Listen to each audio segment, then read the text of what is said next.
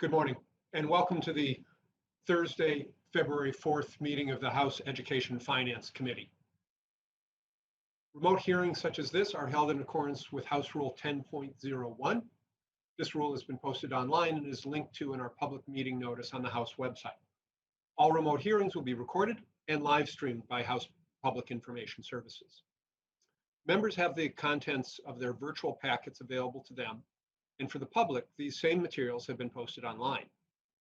Members, if you're looking for all these items in one place, they are attached to the calendar event you have that Ms. Burt sent for today. To get on the list to be recognized by the chair, members, using the Zoom interface, have the ability to raise their hand via the app. Ms. Burt will place your name on the list to be recognized. If a member is on their phone and doesn't have access to the raise your hand feature, please email Ms. Burt and she will put your question in the queue. This is the digital equivalent of getting the attention of the chair or committee administrator. An email from your House account with the subject line, please recognize, is all that is required if you're on your phone.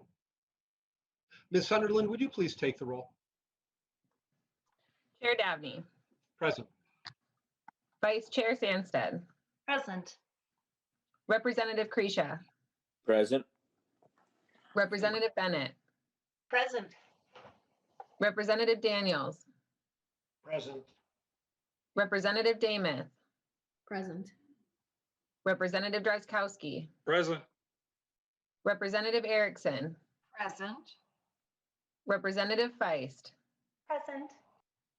Representative Jordan. Present. Representative Marquardt. Present. Representative Mueller. Present. Representative Richardson. Present. Representative Thompson. Thompson present. Representative Wolgamott. Wolgamott, present. Representative Zhang. Present. Representative Joachim. Present. That is the roll, and we do have a quorum. Thank you very much, Ms. Sunderland. Representative Erickson, have you had the chance to review the minutes from our February 3rd meeting? Mr. Chair, Representative Erickson moves approval of the minutes from February 3, 2021. There we go. Thank you very much. Members, any discussion to the Erickson motion? Hearing none, all those in favor of the Erickson motion to approve the February 3rd, 2021 minutes, please signify by saying aye. Aye. Opposed? Nay? Motion prevails. Thank you, Representative Erickson. Members, today we're hearing from the administration on their Due North 2021 budget and plan. It's a comprehensive plan that centers the needs of our students as we focus on catching students up academically while also supporting their social and emotional needs. First, we'll hear from Deputy Commissioner Mueller. I understand there are a handful of presenters from the department who will be presenting at various points. Before you begin your portion of the presentation, please state your name for the record and proceed with your testimony. Members will take questions throughout the presentation. Deputy Commissioner Mueller, pardon me, you have the stage. Welcome. Thank you, Chair Dabney. Thank you, everybody. It's nice to be here today, and we appreciate having the opportunity to come and talk to you today about our Due North plan. Chair Dabney, would you like everyone to introduce themselves from the team, or would you like for them to do that when they start their part of the presentation?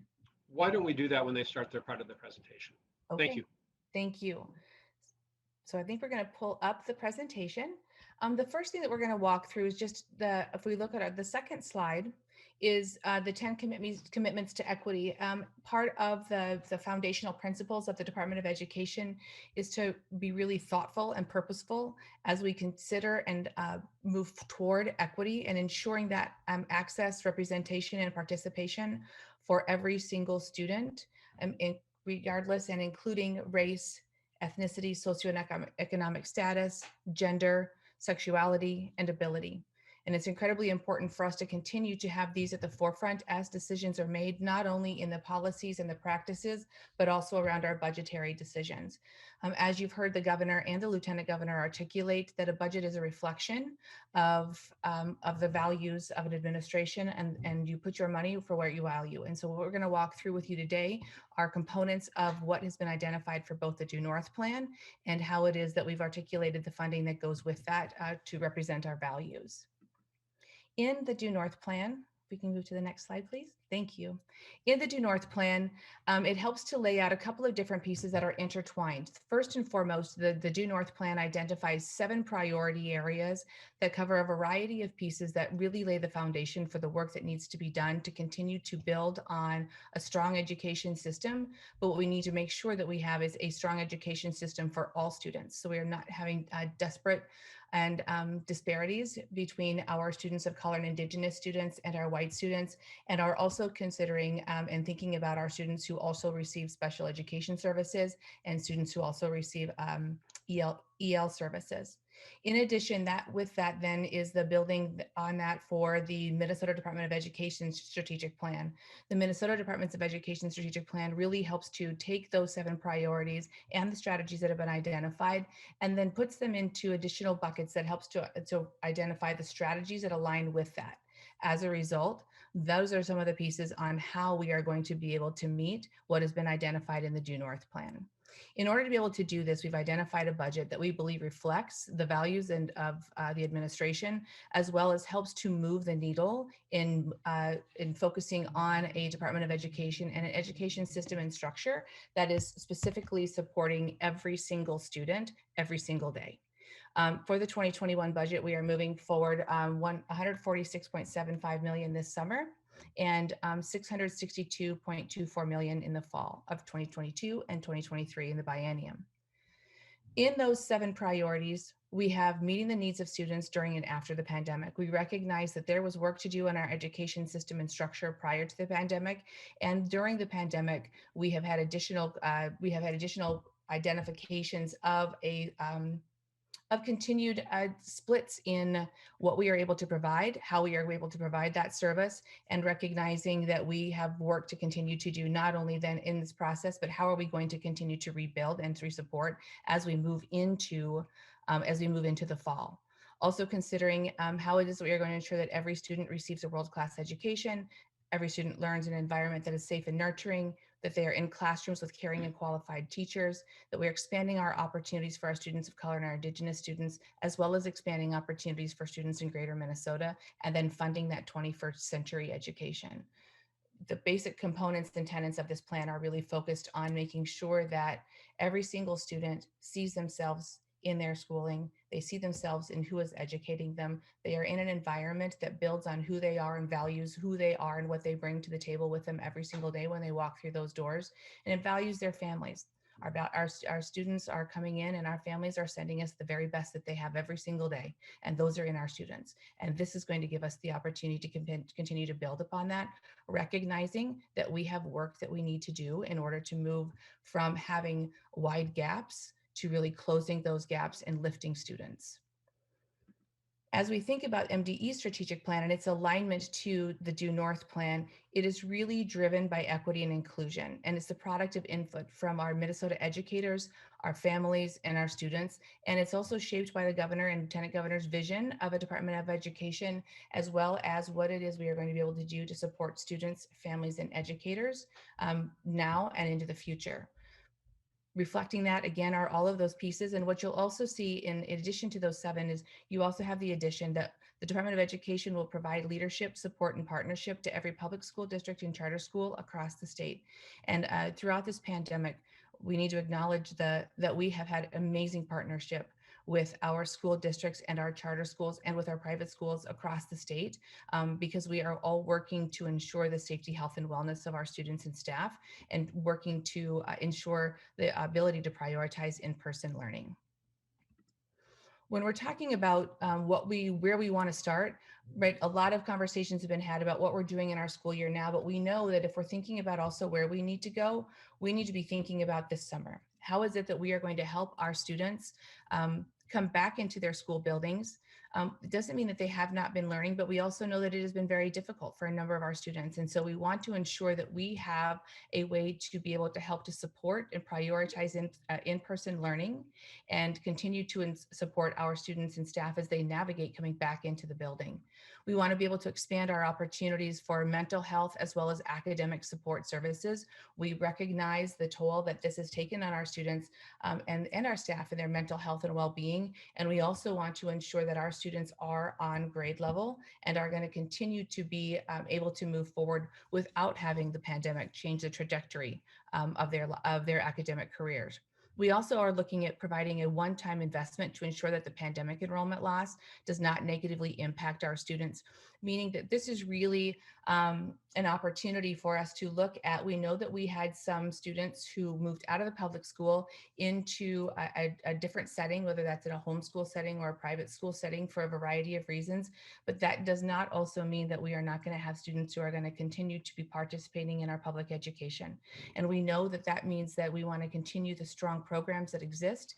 We don't want to have to cut staff or any types of programs in a but maybe a 1 year shift. And so really want to be able to continue to help to support our schools and charter schools as we're walking through and coming back and coming out of this pandemic.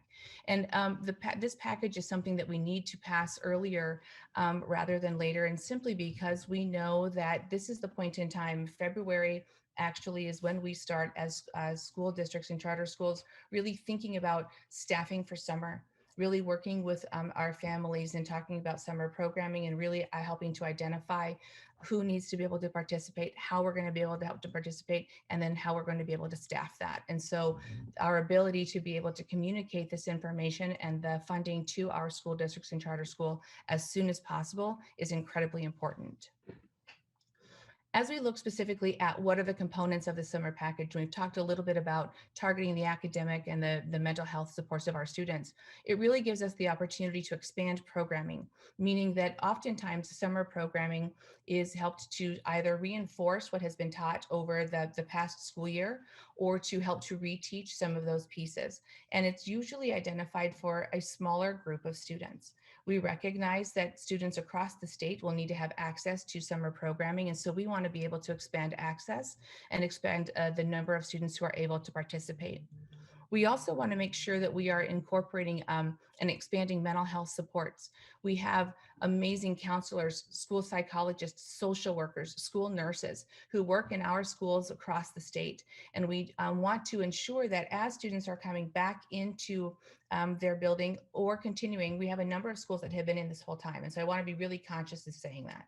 As we say we're coming back into the building, we mean on a consistent basis where we're not maybe having to transition learning models because the virus is either more under control or we have more vaccines and more testing. But what we want to make sure is that as we are having students in our buildings consistently, that we're not only reinforcing their academic components, but we're really building on their social emotional needs and their learning. You've heard the Lieutenant Governor talk about every student having an ACE. We had students who had an ACE and more prior to walking into this pandemic. But as we think about this, this gives us the opportunity to also utilize our school experts, school psychologists, social workers, counselors, and nurses to help to support the mental health of not only our students, but our staff. Also making sure that we can think about how we provide community partnerships, neighborhood programs, field trips, and hands-on learning and tutoring opportunities.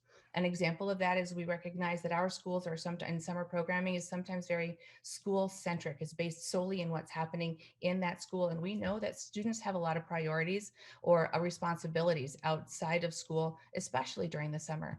And so it gives us the opportunity to take our academic programming and our mental health and social emotional learning supports and move them into neighborhoods and communities. We can utilize apartment buildings where we have a number of students who are residing to be able to help to support them, and if they need to, if they have any responsibilities of helping to support their siblings.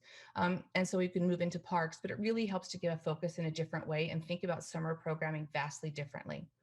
We also want to make sure that our students who are our preschool students, 4 and 5-year-olds, who have also had some interruption in their learning, that they have the opportunity to have some continuity and continue to build those strong preschool program skills as they are walking into their kindergarten years.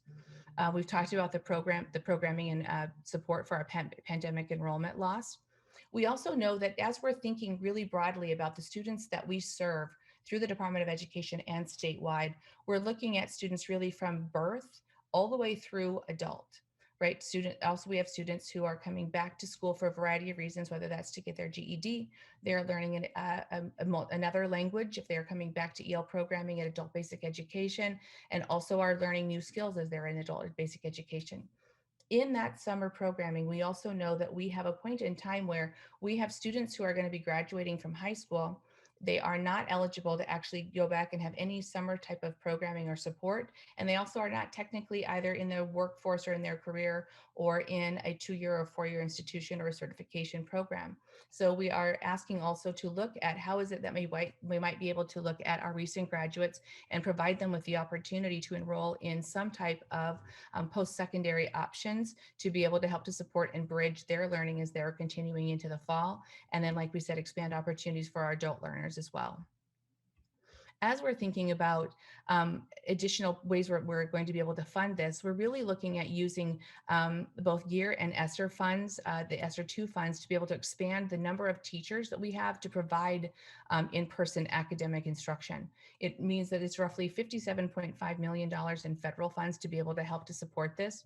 They can also be used to help reduce class sizes because we know that we are going to want to have some physical distancing happening in our classrooms.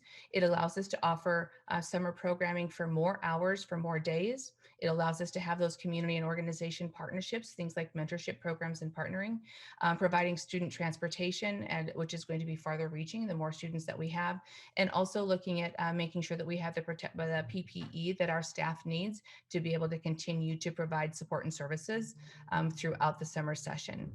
And so these are really looking at being funded in a variety of ways, one of which would be looking at membership hours. As we're looking at school-aged care and youth programming, which is roughly $15.497 million, we're really thinking about how it is that we're going to be able to allocate GEARS funds to address the needs of in-school school-age care programs, and recognizing that we may have some schools that for a variety of reasons may need to transition during the summer if they have a robust summer program, because they may have a COVID outbreak that is in fact impacting their building, and they may need to transition their learning models maybe into a hybrid model. If that is the case, we want to make sure that we are able to support our families as they are going into work, to make sure that they continue to have access to some type of care programs provided and through our schools and through our partnerships. And also thinking about how it is we can look at thinking about our school age care before, after, and in our summer school and youth wraparound programs. And here it really articulates looking at our school age care staffing and administration, providing access to increased before and after school programmings, as well as early learning scholarships to our wait list, and increasing the number of students who have the availability to that and reducing the costs. In the mental health supports, there are two ways we're thinking about this. One is continuing to expand on the DHS school-linked mental health grants. It means that they have the opportunity to serve approximately 8,100 students in more than 1,100 Minnesota school sites. They not only can help to support and contract for hours and consultations with our students, but will also be able to help to support staff who have also been through an incredibly trying time and also have an ACE. In addition, it's making sure that we have our experts that are on our staff, like I said, in our counselors, social workers, school psychologists, and school nurses, who are going to be able to remain working throughout the summer to be able to help to support and reinforce building social emotional learning and helping not only in whole group instruction, but also maybe having some small groups and some one-on-one time with students. In our partnerships, what we've talked just a little bit about is thinking about how is it that we can partner with our local communities. We have had an amazing amount of outreach from our local community and business partners asking about how they can help. What is it that they can do to not only help to support, but reinforce our students and our staffs and their families as we continue to walk through this pandemic. And so thinking about how we can build those is how do we build mentoring type programs between some of our communities and businesses and our students? How do we continue to build that and set up a professional development opportunity to not only build that system and structure and a grant process, but also to be able to maintain that continuity so that we have a mentorship program or some type of, that's an example of one, but to be able to kind of help build that as we go. Also thinking about how is it that we're going to, like we said, do some of those neighborhood programs? So how do we take it from a school-centric approach to really looking at our community, recognizing the implications for our students and understanding where a number of our students are at as they're in the summertime. And so that's another way we hope to be able to do that. And then tutoring services. again, we know that they are going to have students who need time with their education staff and with their teachers in school. And we also have students who are going to need some additional time around with tutoring. And so how do we partner again with some of our local organizations and nonprofits who have been incredibly supportive to be able to help to support in those wraparound services, provide academic enrichment and mental health supports. So that way in that partnership, if there is a need for more of a full day approach, that we have that partnership to be able to build. And then finally, field trips and hands-on learning. We know that there have been a number of students who have not been able to be in their school building, or they have not been able to do a lot of exploring or see a lot of what we have to offer and apply their knowledge and what they're learning in hands-on ways, in the ways that we may have been able to do that in the past.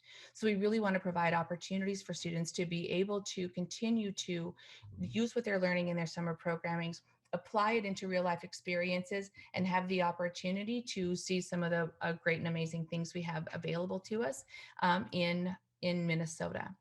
And with that, I'm going to pass it over to Assistant Commissioner Bobby Burnham. Thank you, Deputy Commissioner Mueller. Before we do that, Representative Erickson has a question. Representative Erickson. Thank you, Mr. Chair. And thank you, Deputy Commissioner. It's always fun to see you and interesting to listen to you. If we do agree to the 75 million infusion for the current school year, what measure of success or achievement are you going to expect at the end of that programming? Deputy Commissioner Mueller. Thank you, Chair Dabney, and thank you, Representative Erickson. So there are a couple of pieces. As school districts bring students in, part of what is historically done in that programming is to do some baseline assessment.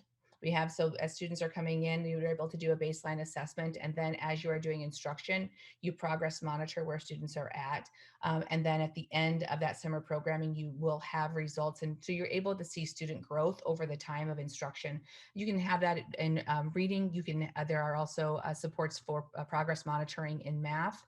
And so we know that there are also curricular-based resources that are and classroom-based assessments that also can be utilized, but really it's using a local assessments, whether that's in an NWEA, a FAST, a DIBELS, to be able to look at where students are coming in and then progress monitor over the weeks that they are provided, that they are learning in instruction. And then at the end of that time, they usually have some type of report out that provides information about the amount of growth that students have had. Mr. Representative Chair. Erickson. Thank you. Just finally, can we expect rather specific language then in the bill that you submit, in particular for the catch-up that at least I'm expecting over the summer? Deputy Commissioner Mueller. Thank you very much, Chair Dabney. And again, thank you very much, Representative Erickson. So we are going to look at how is it that we are going to work with our school leaders as well as thinking about how do we put in language that helps to reinforce growth over time. It's something that schools do naturally. It's part of what we do throughout the summer. And so to look at that growth over that time, our goal is to continue to talk about in any summer programming, how do you reinforce language? How do you reinforce education? But in some instances, this may be the very first time they're learning it. And so we're not only putting that in language in to be able to help support what they've learned in general, but also look at that growth over time. Representative Erickson. Thank you, Mr. Chair. That was it. Representative Kresha. Thank you, Mr. Chair. And I'll just ask a broad question that, and I won't ask it for every testifier, but could you walk me through, and as each testifier talks about the process of the budget, what kind of needs analysis did you do, and what were the process, or what were the priorities that you were trying to solve in order? Just give me the top 3 or 4. I'm just looking to see how you prioritize things and how you recognize things that needed to be solved. Thank you, Mr. Chair. Deputy Commissioner Mueller. Thank you, Chair Dabney, and thank you, Representative Kresha. So there's a couple of pieces. One, the governor and lieutenant governor pulled together a roundtable, which are about 21 people from across the state with a variety of perspectives to come in and to talk about what has been not only identified as a need for education in general, but also to really target what has been needed as a result of the pandemic, where we are seeing our disparities continue to grow, and what we need to be able to focus on as an education system. The second is we had the opportunity to do focus groups through the Department of Education with our with families, with parents, with students, with educators, with teachers, paraprofessionals, our school leaders, as to be sure that we are looking at not only what do we need throughout this pandemic, but what are some of the pieces we need to be able to do to continue to move forward. And so we learned and heard a lot in those focus groups. In addition, we have had the opportunity to go, and the commissioners had the opportunity to go across the state and have listening sessions and opportunities, not only with our with constituents in each of those communities, but really bringing together a number of groups to be able to talk about where it is we need to go and what we need to do. And so those pieces have been identified in a variety of ways. What we have heard consistently is, one, we need to make sure that we're closing the gap that results that we have in a racial disparity, as well as demographic disparity and disparities for our students who are receiving special education services and those that are receiving English learner services. So those were clearly identified and articulated. We also heard that we need to support ongoing learning. How is it that we are going to help to, in this interrupted point of instruction, help to reinforce and support our students, not only academically, but also their mental health and their social emotional learning. So that was another really clear message that we have heard consistently in these conversations. And then finally, I think you asked for the third, because there have been a lot, right? And I think that in the third one, what we're really have heard about is that we need to be thoughtful about how is it that we can also support our school staff, right? Because they also are coming out of working through this pandemic, and how is it that we're going to continue to be able to provide support and professional development in the skills and reinforcement of a system and structure that really helps to get at eliminating disparities and gaps and growing the social emotional learning and support of our mental health of our students and staff. Representative Krisha?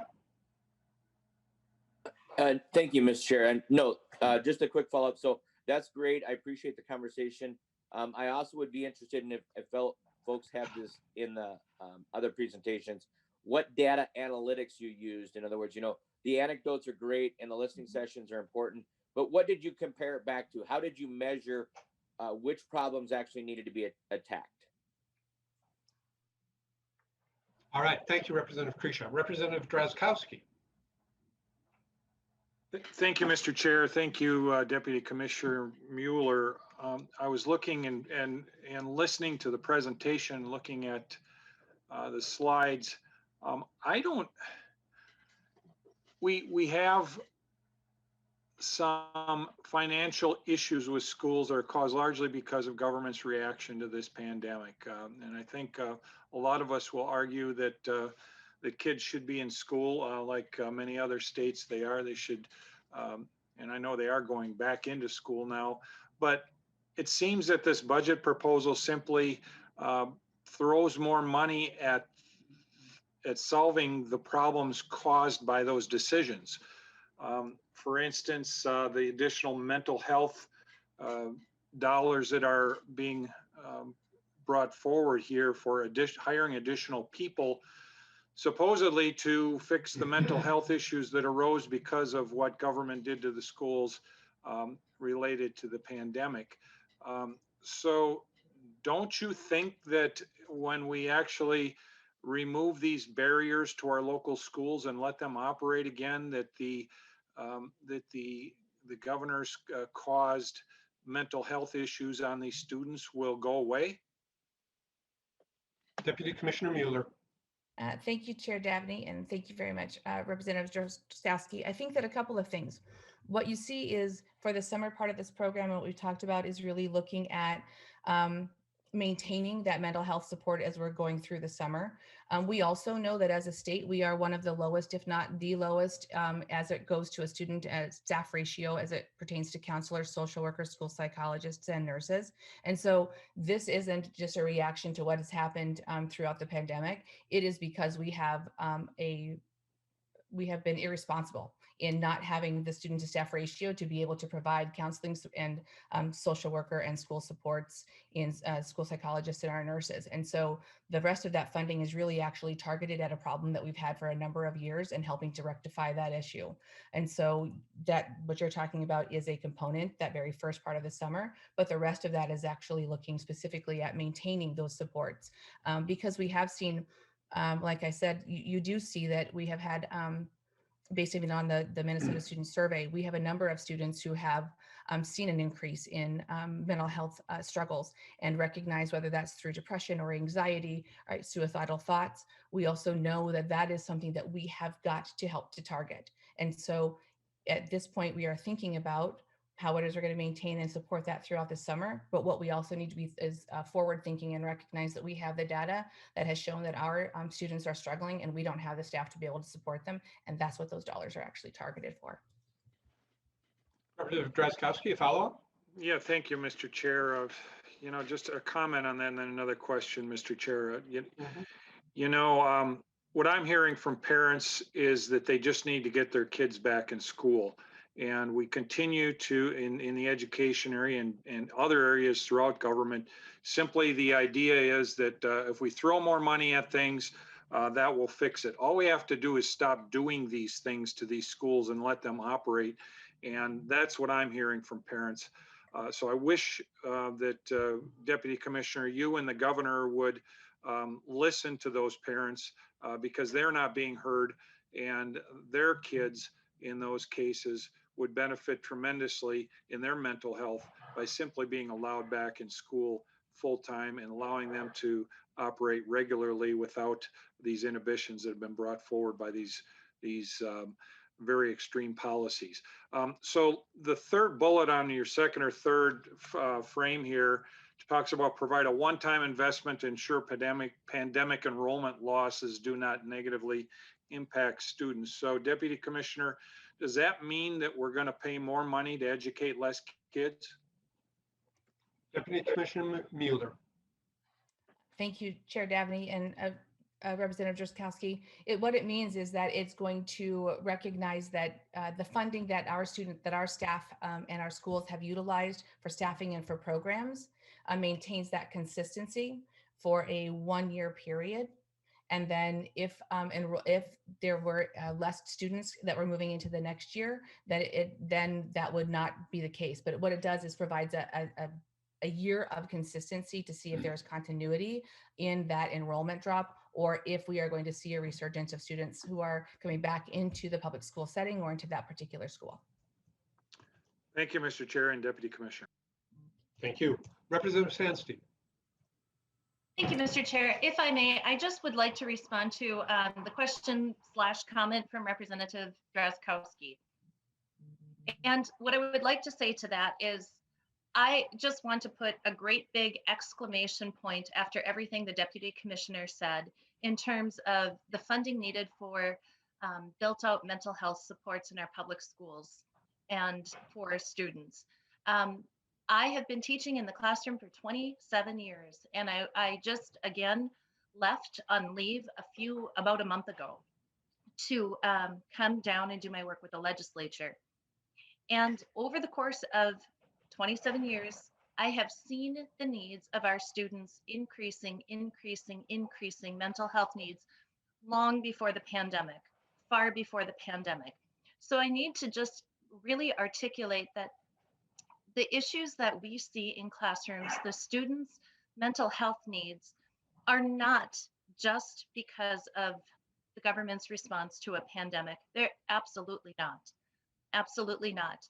And our need for social workers, school counselors, school nurses is extreme in all of our districts. We have a need that we basically are not able to keep up with. And that's not because of the pandemic. So this money is desperately needed for those things. Teachers are we're hired to educate. But in reality, and I know we've talked about this in our committee over the course of several terms, we are far more than just delivering academics. We are trying to stand in the gap. We are trying to be the bridge for so many needs that we are not the experts in, that we are not trained in, nor should we be. That is not our role. So we do need these other professionals to help meet the needs of our students. So when they are in our classrooms, when we are instructing, they are prepared and able to learn. So those are my comments.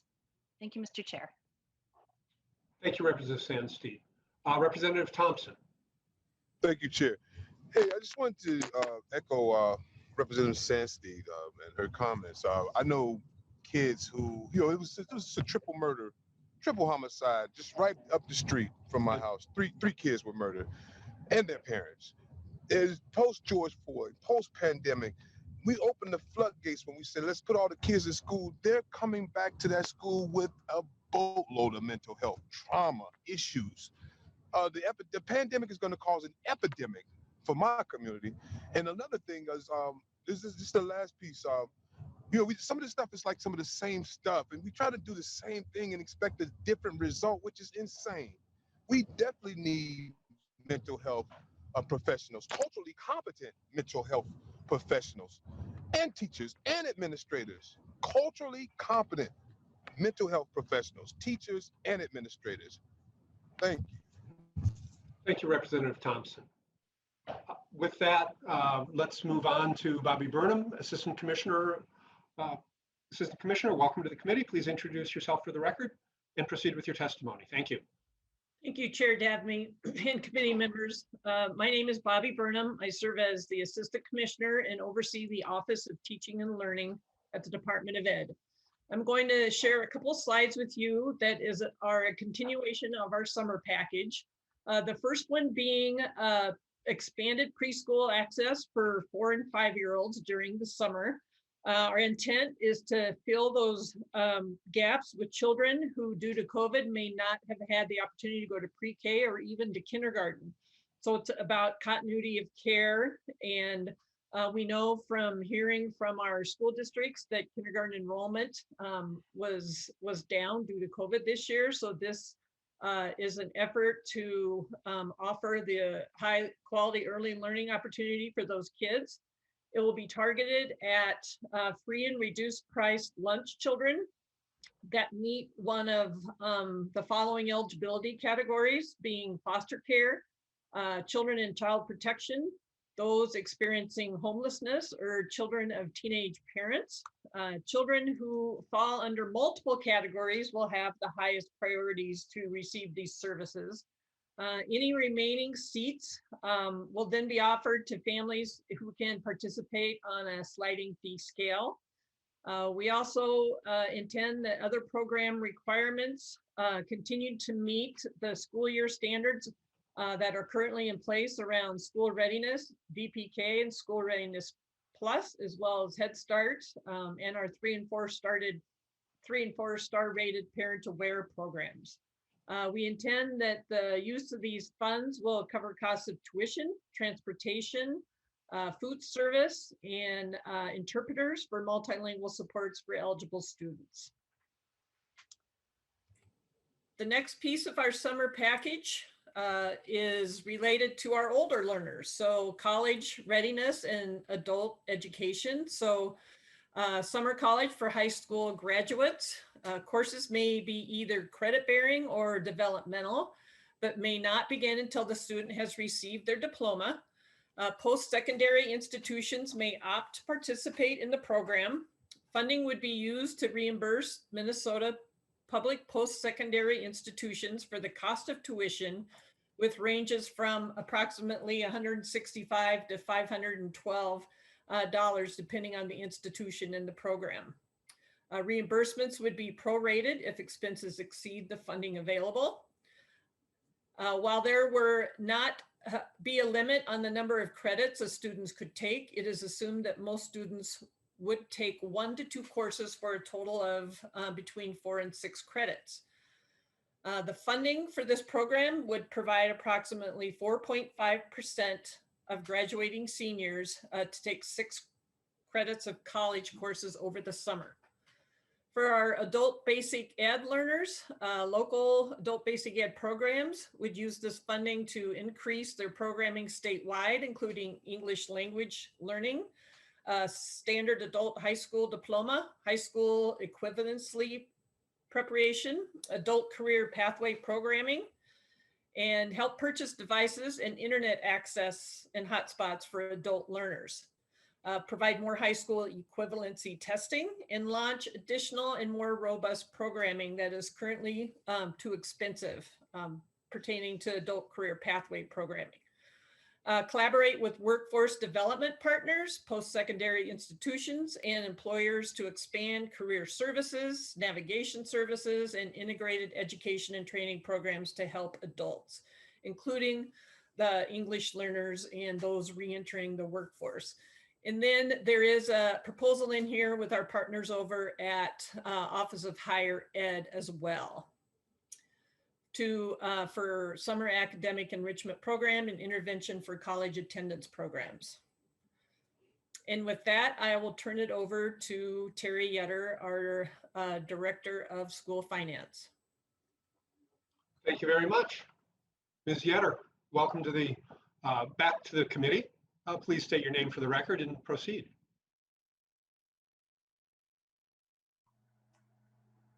Ms. Yetter, you need to unmute yourself. Thank you. Good morning, Mr. Chair and members of the committee. I'm Terry Yetter. I'm the School Finance Director here at the Department of Education. And the section I'm going to be covering is dealing with the proposals for funding for 21st century education. These include a formula allowance increase in the Gen Ed formula, improvement in the cross subsidy for both special education and English language learner programs, and then simplifying school finance, a few of the school finance formulas, and improving equalization. This also includes several low cost or no cost items, which I'll cover at the end of this section. So the first item is the formula allowance increase. This is recommending a 1% increase for FY22 and an additional 2.5% increase in FY23. This would be about $66 per pupil on the formula in the first year, and then an additional $166 in the second year of the formula. General education revenue, or the basic formula, accounts for about 60% of total E12 education aid for this current school year. In addition to improving the basic education revenue, it also improves some of the formulas that are linked to the formula allowance, and these would include compensatory revenue, sparsity revenue, and transportation sparsity revenue within the general education revenue program, and then also early childhood family education revenue, and then aid for non-public pupils, non-public transportation, and then general education aid for shared time programs. The formula allowance has lagged behind inflation for quite a number of years over the last 2 decades. And this has caused more of a reliance on operating referendums for school districts to support their basic programs. And even though there's been a 2% increase in the formula allowance for each of the last 7 years, it hasn't made up for some of the erosion in purchasing power for many of the earlier years within this 2-decade period. And so due to inflation, the FY21 basic education formula per pupil is about $658 less than it was in FY03 when you adjust for inflation as measured by the CPI. Then on the next slide,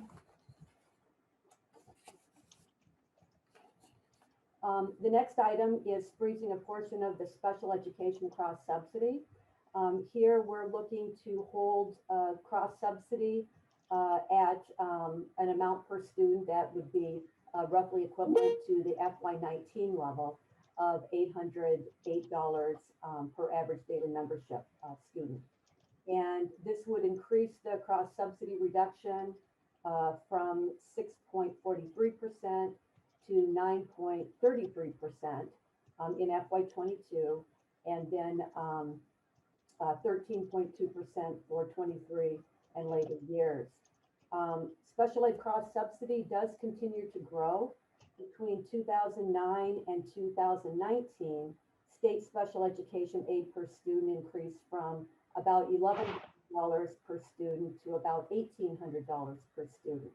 The cross-subsidy is the unfunded cost of special education programs for students with disabilities, which school districts and charter schools need to cover using unrestricted general fund resources, which is primarily their general education revenue. The state and federal special education aid formulas pay currently about 75% of special education costs. That's about 68% for the state formula and about 7% for the federal formulas. So as cross-subsidy grows, school districts and charter schools have fewer resources available in their general fund to maintain quality education programs and improve achievement for all students. Then the next slide, there's a proposal also to improve the cross-subsidy within the English learner programs. And for this one, we're looking to increase the EL cross-subsidy, or I'm sorry, reduce the EL cross-subsidy from 123 million, or about 67% of EL expenditures, to about 108 million, or about 59% of expenditures. This particular provision was a variation of the recommendations that came out of our school finance working group earlier this year. And for EL students, has increased, the number of EL students or students needing EL services has increased from 6.3% of total enrollment to about 8% of total enrollment. Current EL funding covers about 1/3 of the EL costs, and so the cross-subsidy impacts districts for about 2/3 of the costs for providing these services. The EL formulas were enacted back in 2003, effective for the FY 2004 school year. And the allowances that are used in those formulas has remained flat over this entire time period. So the formula parameters, including the initial allowance per EL student of $704 and the concentration allowance and the percentage cap on the concentration has remained the same over this long time period. And so the cross subsidy within the EL programs has grown significantly, over the years. Ms. Yetter, if you could pause here, Representative Jordan has a question. Representative Jordan?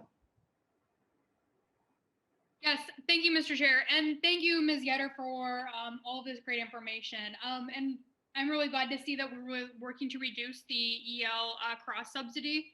Can you talk a little bit about what it would take from the state to fully fund special education? I see that we're holding that cross subsidy steady, which is, I'm glad that it's not increasing.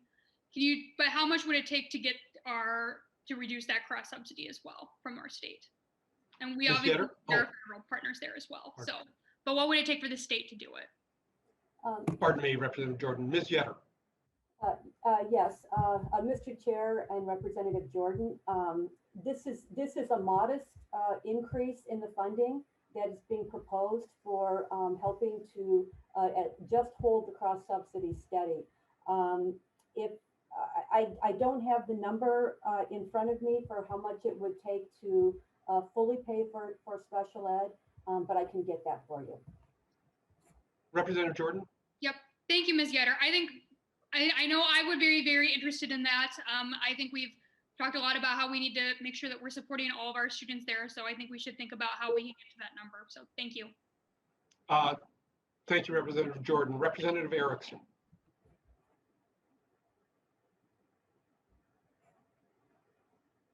Thank you, Mr. Chair. And this question is for Ms. Yetter.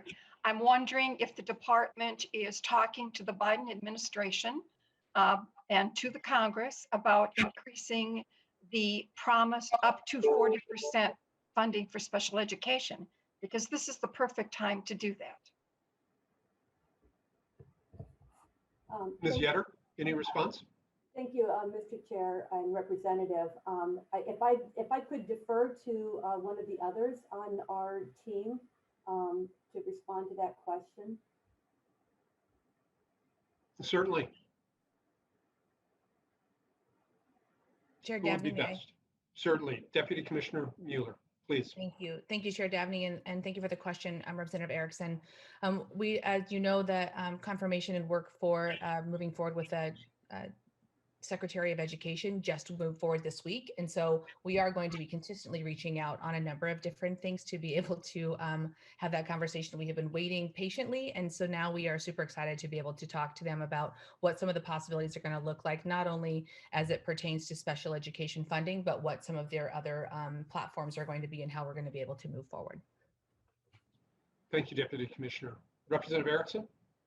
Thank you, Mr. Chair. Just note that when I was meeting with the Biden administration before the inauguration, I brought that up, and so did many of my colleagues across the nation. So let's hope they pay attention to that. Thank you. Thank you. Ms. Yetter.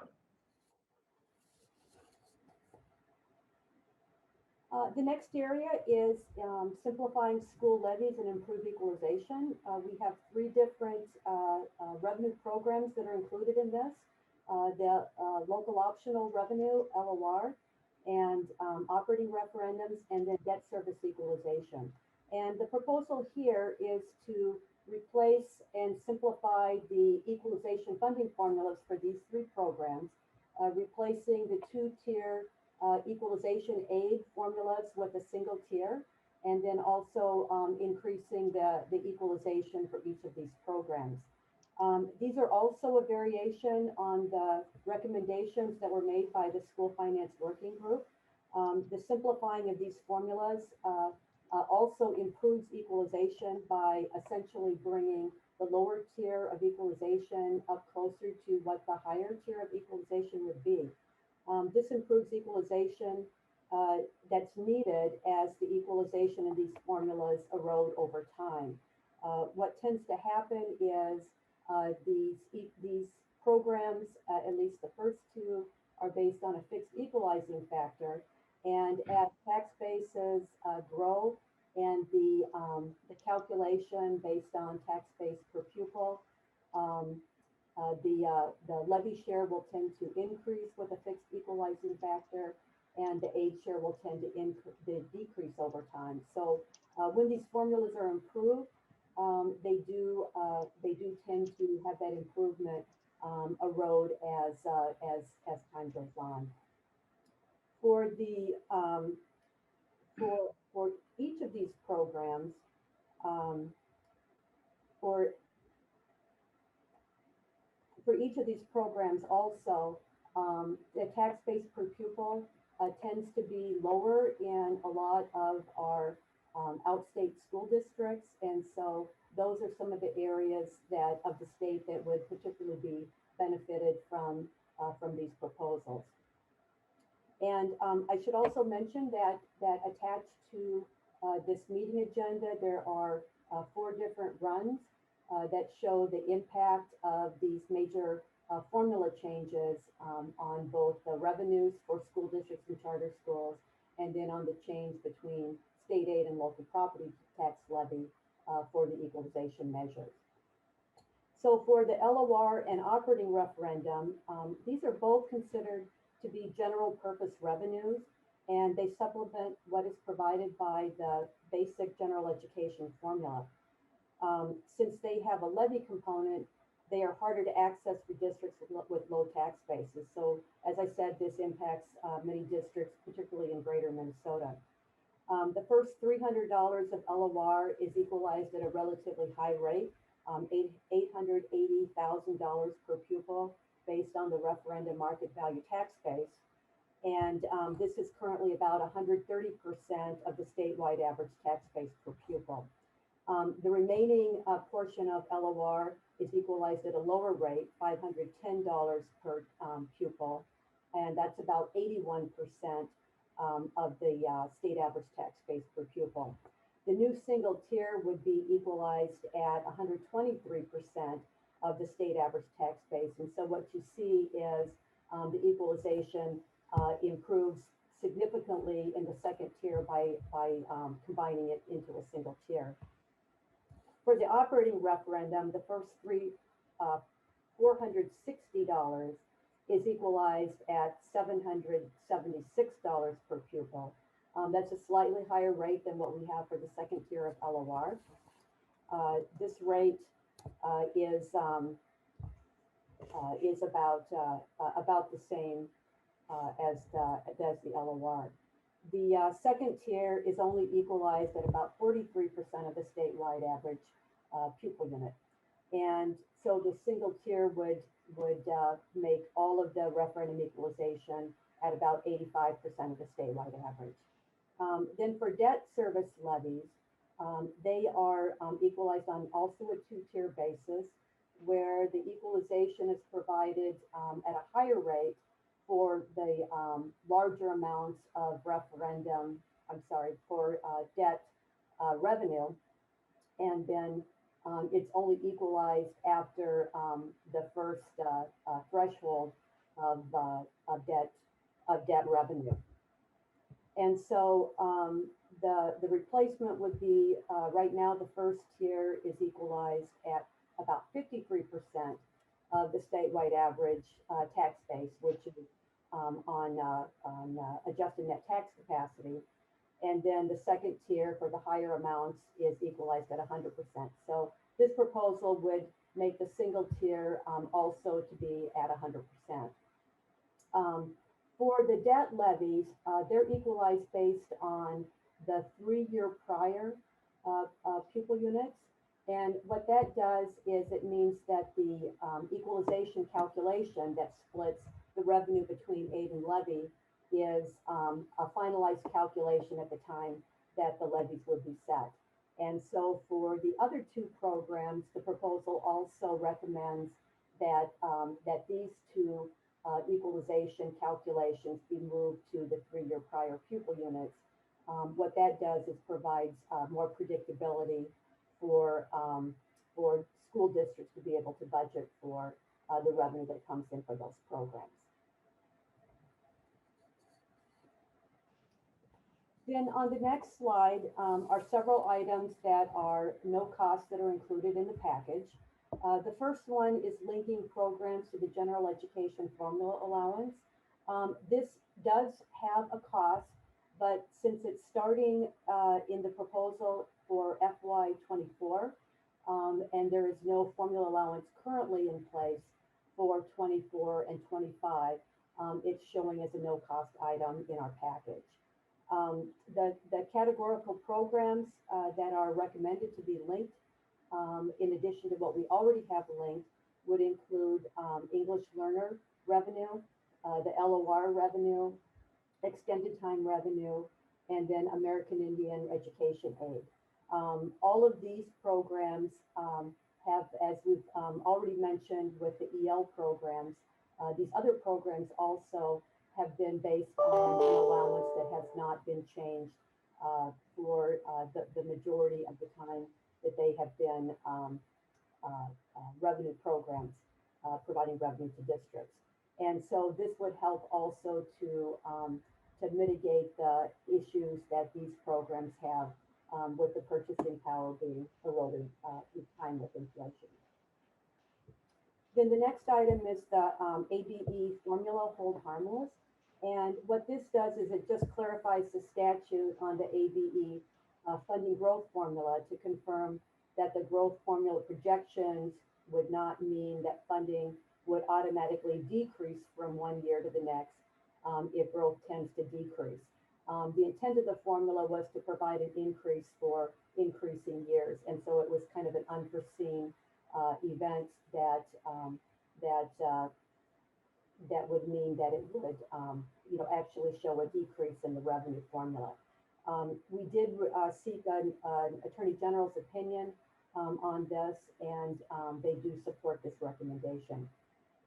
Then the next item is the compensatory revenue spent at generating sites. This is one of the few formulas where the revenue is calculated and generated at the site level rather than the district level. Currently, there is a requirement within statute that 50% of the revenue be spent at the generating site.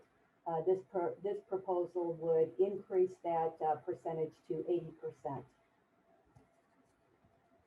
And then the next item is dealing with tax or increment financing.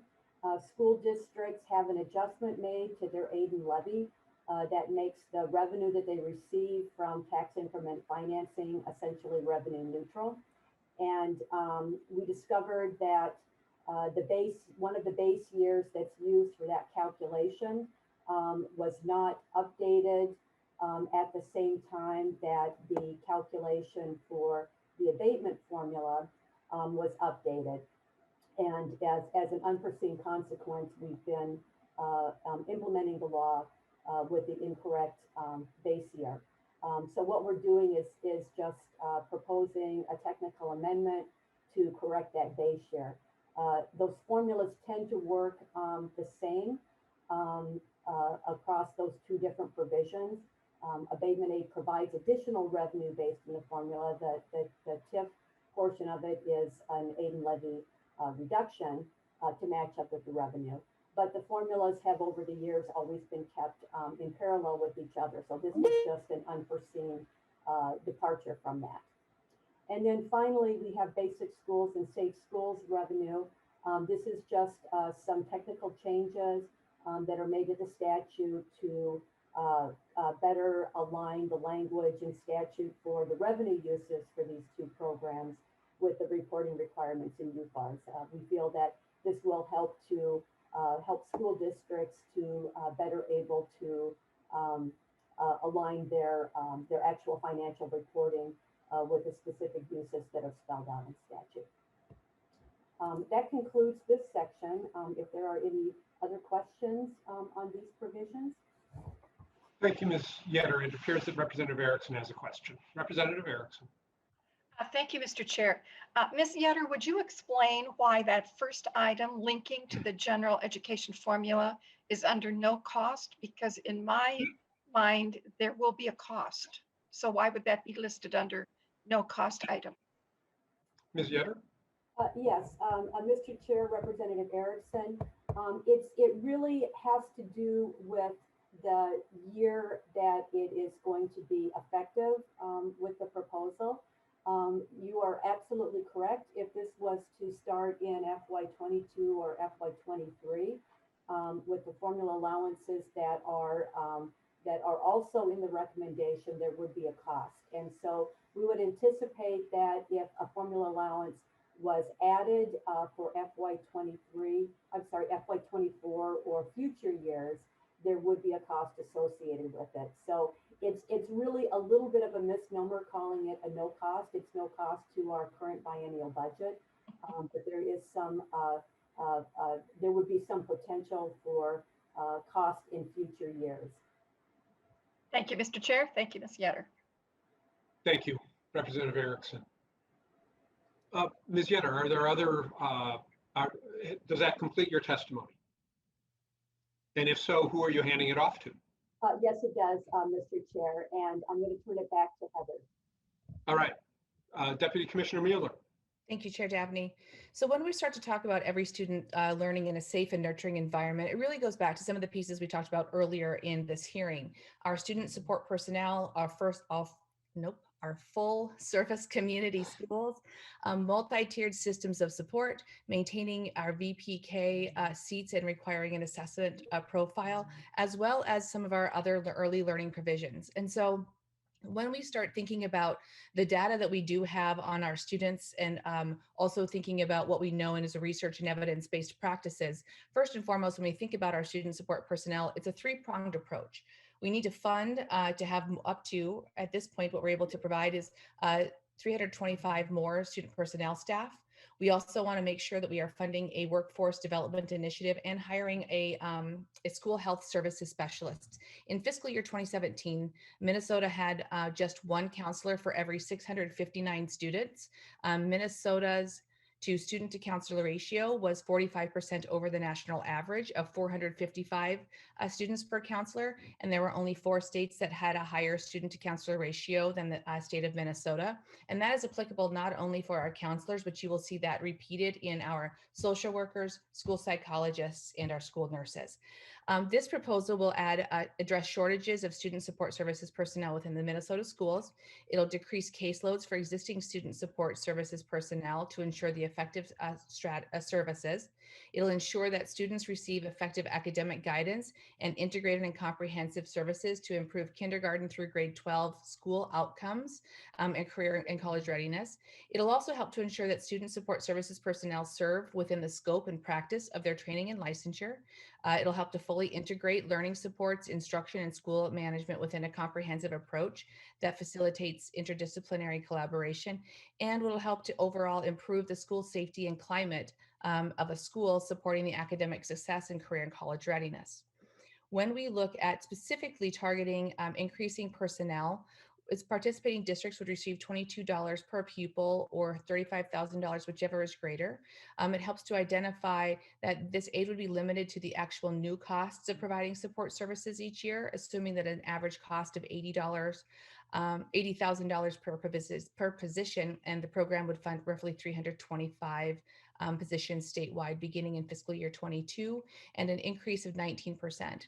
We know that in 2018, the full-time equivalents of school nurses, psychologists, school social workers, and counselors was roughly 3,815. In 2019, it was 3,918, which is an increase of 2.7%. The number of our chemical health practitioners are incredibly important, but that is not readily available to us at this point. And so the cost of this portion of the proposal is estimated to be roughly $41.864 million in the fiscal year 22 and 23, and $49.772 million in the 24-25 budget. And that would be paid out as an aid entitlement on a 90% current year appropriation and 10% prior year appropriation. In addition to needing to not only have the workforce in place now, we also recognize that we have a pipeline issue. We need to ensure that we have the workforce to be able, who are going to go into this field and who are going to not only go into this field, but have a place to go once they earn their additional degree. And so what we would like to be able to do is really focus in on strategies that are going to increase student support personnel of color. We are going to looking specifically at also specializing 102 school psychologists and 100 school counselors, and really thinking about how it is not only recruiting, but also retaining them in our programs. It's going to also give us the opportunity to add capacity at the Department of Education to align health services related work that's distributed across the agency in special education, early learning services, school support, full service community schools initiatives, as well as the Improving School Health Grant through the work in our Nutrition, Health, and Youth Development Division. So really gives us the opportunity to focus in and hone in on, 1, building the capacity within our schools, and 2, building the pipeline for us to be able to do our work. The third prong in this is the building of full service community schools. And so we know the research behind and evidence for full service community schools, that the more that you are able to wrap services around students and the more that that is able to come through your school settings, that it gives you the opportunity to really help to support not only their student health and well-being, but also their academic, their social, emotional, their mental health growth, and their engagement. It's an evidence-based model. It's designed specifically to improve, again, support for our students and families.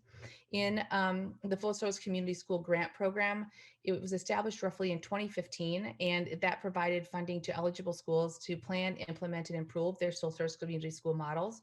Additional funds were also then appropriated in 2017 for the expansion of that program, and this program provides an additional 13 grants to schools 4 in round 1 and 9 additional schools in round 2.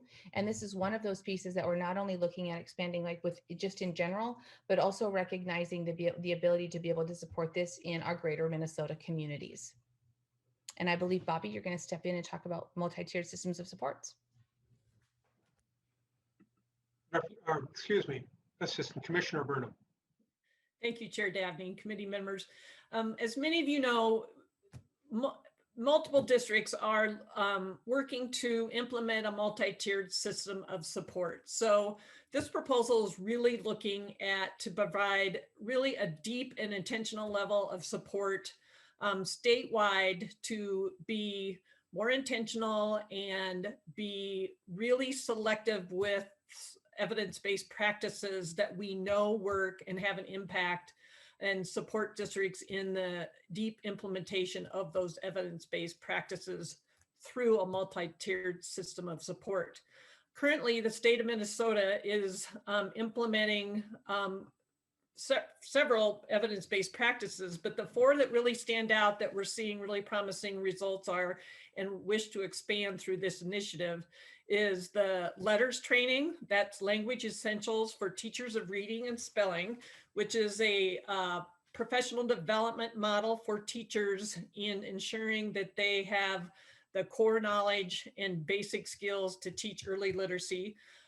Building assets and reducing risks, otherwise known as the BAR program, which is focused on social emotional support systems. And really the PBIS work that the state is doing statewide, as well as the early childhood pyramid model, which is basically PBIS for early learners. So we feel that by focusing on evidence-based practices and really providing a higher level of support through the regional centers of excellence and getting some specialized staff in those centers, we could really support districts and have a greater impact on our academic and social emotional learning. The next area around ensuring every student learns in a safe and nurturing environment. As you know, the voluntary pre-K seats, there's a section of them that are due to sunset. So this proposal maintains the voluntary pre-K seats, as well as requires the kindergarten entry profile, which is will give us impact data on the effect of voluntary pre-K. And you can see by this chart that the funding would maintain 4,000 VPK and school readiness seats that expire in fiscal year 22, and as well as require the kindergarten entry profile. And in the next slide, a few other early learning proposals, mostly technical. One is to ensure the membership hours for kindergarten students with a disability are the same as the average daily membership calculation for other kindergarten students. The other is to fix and ensure students receiving early childhood special ed services are eligible and receive EL services, as well as the school breakfast reimbursement program, similar or just like VPK and their SRP, School Readiness Plus peers. And then the other one is to reduce the time to select a program for early learning scholarships to allow the award of more funds. So reducing the number of months to select a program from 10 to 3 months solves 2 main issues. Underuse of the scholarship by a child awarded a scholarship, and promoting the child receiving the quality early learning experiences earlier, rather than losing months of that opportunity. And with a waiting list of eligible children that's reached nearly 3,000 statewide by June 30th of 2020, sooner identifying when a child will use their scholarship is essential to being able to award the scholarship funding to a child who is on the wait list. And in addition to world-class education and expanding opportunities for students of color and Indigenous students. So these proposals look at expanding rigorous coursework, ethnic studies, Indigenous education for all, American Indian package, and a few other items that I will briefly give an overview to. So expanding rigorous coursework. So it's increasing access to AP IB and CTE and concurrent enrollment courses, create regional partnerships and statewide programs to support professional development and incentives to expand coursework, and to provide local matches to support rigorous coursework expansion and statewide CTE program quality improvements. This opportunity is really will expand access for those in greater Minnesota and for those that are historically underserved in all parts of the state. Next is ethnic studies for all. Ethnic studies are academic standards that promote racial equity, reduce implicit bias, encourage curricula that recognizes the complex history and contributions of communities of color and indigenous communities and the impact of racism in the United States. So according to the National Conference of State Legislators, several states are already embedding ethnic studies into their standards, including Washington, Nevada, Illinois, and California. And the process for adopting and supporting implementation of the ethnic studies across academics would include an evaluation process, use of demographic data, development of standards that are reflective of racial and cultural backgrounds of students, identification of reviewing exemplary multicultural curricula for different grade levels, and providing training and support for teachers on culturally sustaining pedagogies for instruction. This proposal also includes one staff member to provide expertise for adopting and including ethnic studies in all standards, as well as providing implementation assistance and professional development. And next, Assistant Commissioner, if I can pause you for a moment, Representative Drazkowski has a question. Representative Drazkowski. Thank you, Mr. Chair. Actually, my question is for Ms. Yetter. I could wait till she's done with her presentation. Oh, thank you very much. Assistant Commissioner, why don't you continue, and when you're done, we'll go back to Ms. Yetter for Representative Drazkowski's question. Thank you very much. Thank you, Chair. The next area is around Indigenous education for all. Every Minnesotan, whether Indigenous or not, should be encouraged to learn about the distinct and unique heritage of American Indians in culturally responsive manner, including tribal history, culture, treaty rights, contemporary tribal and state government institutions and relations, and the contributions of American Indian tribal nations and urban Indigenous communities to the state. So this is two MDE staff, one in academic standards and the other in the American Indian Division, and ongoing grants to the Tribal Nations Education Committee to consult on the standards implementation and development process, and one-time competitive grant process to organizations to develop tribally endorsed, historically accurate, culturally embedded, place-based, contemporary, and developmentally appropriate Indigenous curriculum. And next, we have American Indian education. So for probably the past 2 years, in my prior role as Director of Early Learning, we had ongoing conversations with our tribal partners just around their needs in the area of early learning and early care and education. And the three areas that really kept surfacing to the top is additional support for family engagement in education, support for increasing language and literacy outcomes through language revitalization efforts, and enhancing teaching practices and efforts to support teacher diversity and really encourage Indigenous participation in teaching or teacher higher ed programs. So this first package of 3.3 million annually will support those three areas that surface as high need. And the second is kind of a long coming technical fix to ensure that with our Head Start funds that the tribal Head Start programs have a set aside, and regardless of the federal allocation process and the changes in formula, that the tribals are always guaranteed 10.72% of the 25.1 million that the state currently allocates.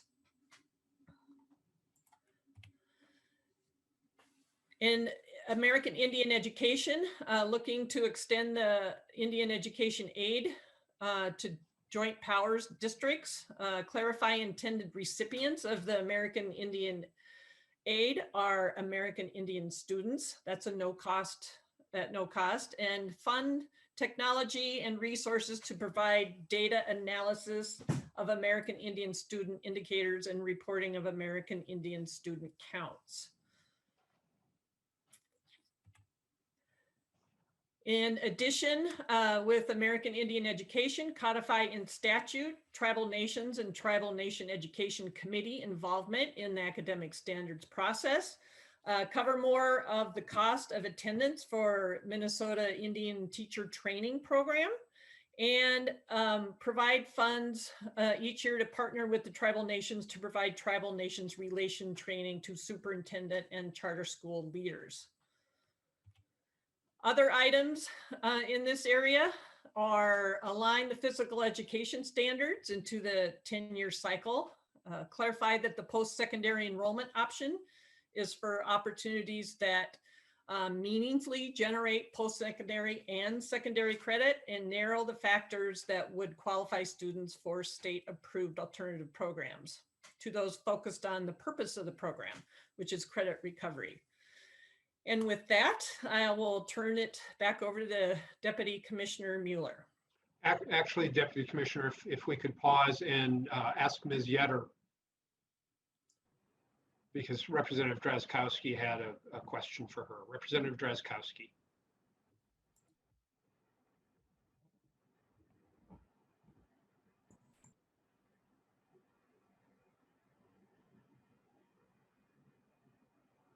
Chair Dabney, it would appear as though Representative Drazkowski is not on the call at the moment. So let's circle back to him when he logs back in.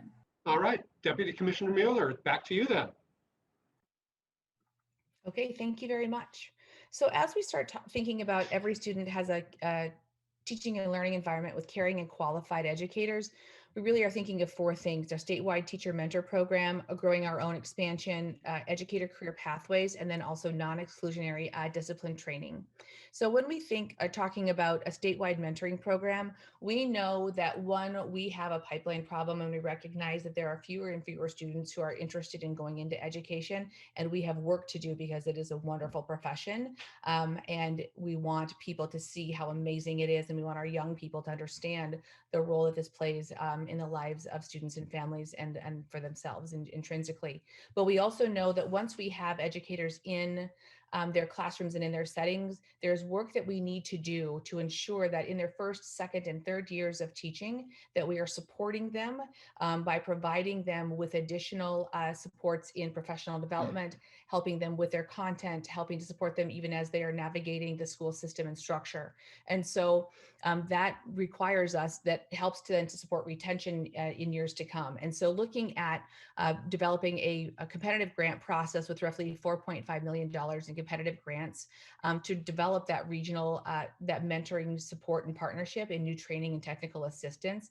It also allows us $250,000 for contracts with some of our national contact experts in developing that induction model. And then some dollars set aside, $250,000 set aside for the grant administration and the work that needs to be done there. But it's a really important component in order to continue to support our educators as they're coming into the profession. Also then moving to grow your own, we know that we have amazing educators who have not yet gone to school and have a degree in education, or they've gone to school but don't have a degree in education.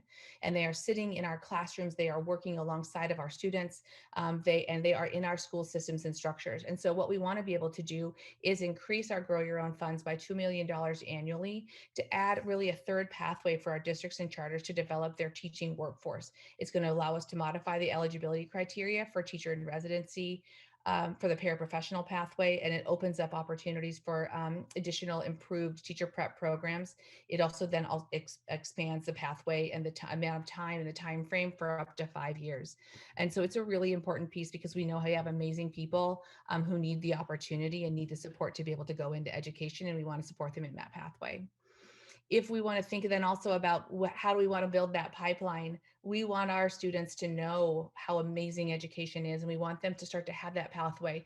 As we think about building pathways in career technical education, and we think about internships and apprenticeships and programs, we recognize that we build that on the pillars of our economy, right? We think about the pillars of economy in a community, and you also think about that for our state. Education is one of those pillars. And so we are developing competitive grants for districts and charters to create those pathways. One of those is to create the pathways for teaching cohorts or students in high schools, including job shadowing and apprenticeships, also establishing a tuition incentive for teachers to obtain credentials for teaching and concurrent enrollment, and then a 50-50 matching grant to develop an educator internship program pilot as an alternative pathway to the traditional teacher certification. And that is geared not only at expanding the pathway of educators into education, but also diversifying our workforce and diversifying the students who see themselves as educators. And then also a really important piece is the work that we need to do around non-exclusionary discipline training. We know that we have a disproportionate number of students of color and Indigenous students, as well as students who also receive special education services, who are identified in discipline and in our data. They are overrepresented in suspensions and overrepresented in discipline. And what this gives us the opportunity to do is really to, one, look at the policies and practices that we have in place and ensure that they are focused specifically on discipline and not on punishment.